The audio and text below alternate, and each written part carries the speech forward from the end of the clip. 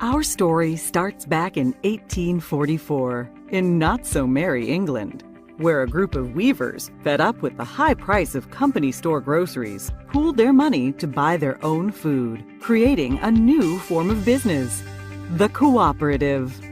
The idea caught on. Here in the U.S., President Roosevelt gave electric cooperatives a jumpstart with the founding of the Rural Electrification Administration, the REA, telling American farmers and ranchers, if you want electricity, you can do it yourselves. And they did. Rural men and women quickly began scraping together the $5 needed for membership and equity in the co-op.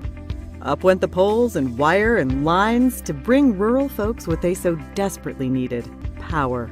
Soon, electric cooperatives popped up all across the country, transforming the way of life in rural America. Today, there are more than 900 electric co-ops in the U.S., bringing electricity to some 42 million Americans. So how do cooperatives work? First off, cooperatives are not for profit. Money comes in from members when they pay their electric bills. Money goes out to pay co-op expenses. A little bit is set aside for emergencies and the future. Any leftover is returned to members. Pretty sweet, huh? But it's not just about the money. Co-ops exist only to serve their members. They have a unique set of cooperative principles. All may join, regardless of race or gender or creed. That's the first principle of cooperatives: voluntary and open membership. Members vote for the directors to lead their co-op. They vote yay or nay on big issues. Majority rules. That's the principle of democratic member control.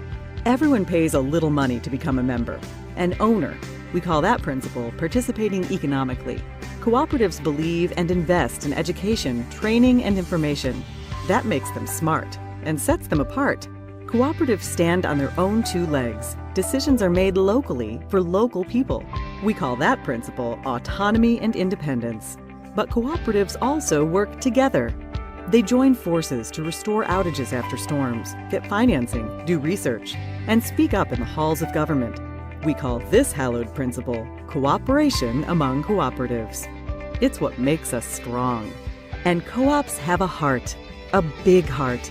They help kids and industries and communities to grow. They give to hospitals and fire stations, ballparks and businesses. Cooperatives deeply demonstrate this principle: concern for community.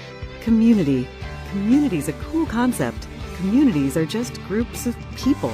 And that is the cooperative's secret ingredient.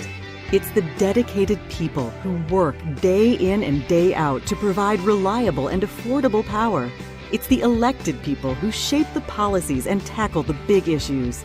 For the most important group of people, the members. Members. The whole reason cooperatives exist. Now that's the cooperative difference. And that's the cooperative advantage. Brought to you by the passionate people of NRECA.